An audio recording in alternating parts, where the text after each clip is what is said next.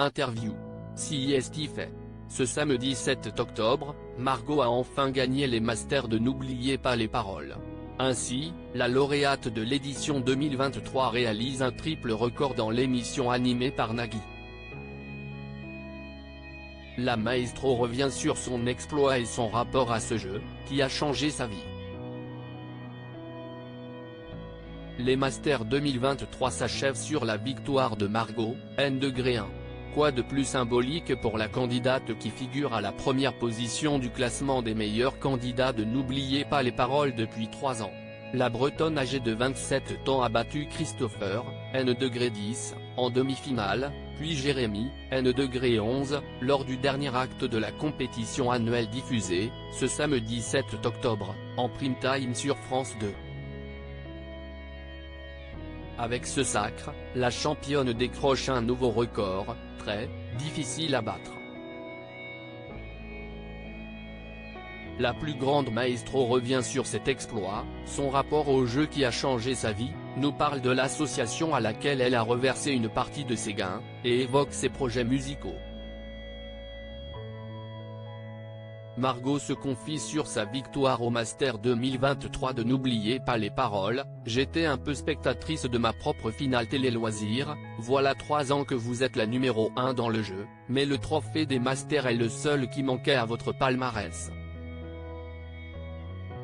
Qu'avez-vous changé dans votre préparation cette fois? Margot, je n'ai jamais renoncé à la victoire, même si je perds constamment cette compétition, rire. J'ai un peu moins travaillé que les autres fois pour éviter de me mettre trop de pression. Mais toute l'année, j'ai écouté des chansons récentes, et puis 2 mois avant les Masters, je me suis vraiment mise à revoir scolairement les morceaux que je connaissais. Devenir la première femme finaliste de cette formule, qu'est-ce que cela représentait pour vous? En 2023, j'ai gagné la Ligue des Maestros avec Hervé, le tournoi avec Violaine et Louis.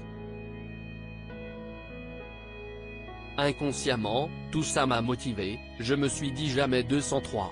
D'ailleurs, le jour où tout s'arrêtera, je serai hyper déçu. La vie continuera, mais l'émission prend une grosse place dans ma vie.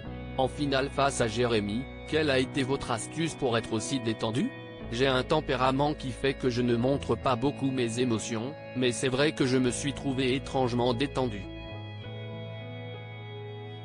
Peut-être parce que j'étais déjà allé loin. J'étais hyper contente de mon parcours, et puis en plus je jouais face à des personnes que j'apprécie beaucoup. J'ai aussi été beaucoup plus performante car j'étais moins stressée. Sur Petit Papa Noël, c'était lunaire, rire. Je ne l'avais même pas apprise cette chanson, c'était vraiment des souvenirs d'enfance. J'étais un peu spectatrice de ma propre finale. Et pourtant, vous êtes donc devenue la première femme à remporter les Masters et tous les autres tournois liés à N'oubliez pas les paroles, et ce, la même année. Le réalisez-vous? C'est ce que Nagui m'a dit dans les loges, après l'émission. Il m'a dit, ça aura été ton année. J'ai eu du mal à le réaliser, je le réalise vraiment maintenant que c'est diffusé. Quand j'ai gagné, je me suis dit, c'est cool, je ne suis pas fanée même si ça fait 3 ans que je suis première au classement du jeu, rire. Margot repart avec 101 000 € de plus après les Masters 2023 de Naples. Je suis d'accord sur le fait que les sommes que l'on gagne sont très importantes. Après avoir raflé tous les records, envisagez-vous de tirer votre révérence? Non, je suis très joueuse. Même si j'ai gagné ces Masters, ce n'est pas pour autant que je vais me reposer sur mes lauriers l'année prochaine. Je pense cependant que je serai moins exigeante vis-à-vis de moi-même.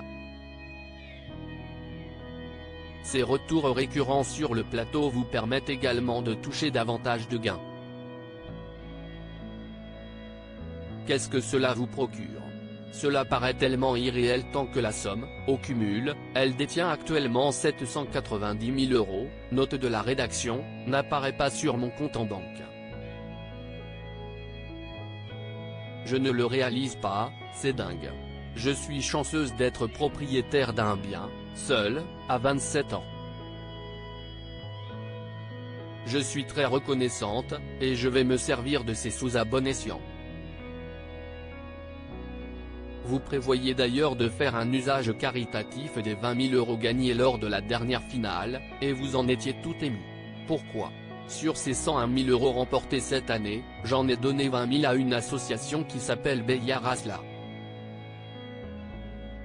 Elle lutte contre la maladie de Charcot. C'est ma sœur qui m'a parlé de cette association, qui a été créée par l'une de ses connaissances, et je me suis renseigné sur cette maladie. Ça m'a beaucoup touché. Quant au reste de l'argent, ça ne fait pas trop rêver, mais je pense que je vais les mettre de côté, quitte à les investir dans la pierre. Que pensez-vous des critiques sur les sous supplémentaires que vous remportez annuellement ? Je suis d'accord sur le fait que les sommes que l'on gagne sont très importantes.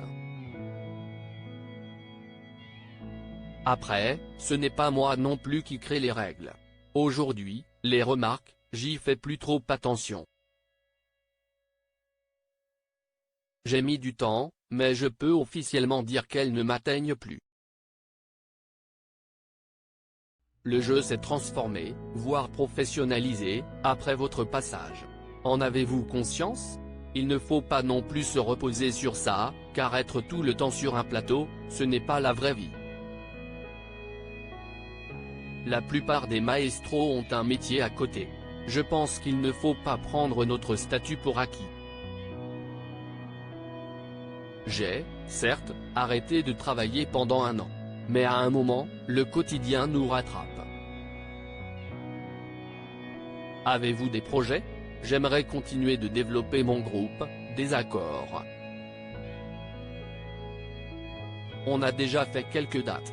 Parallèlement, je voudrais monter un duo ou trio 100% féminin, car je trouve qu'il y en a peu en France.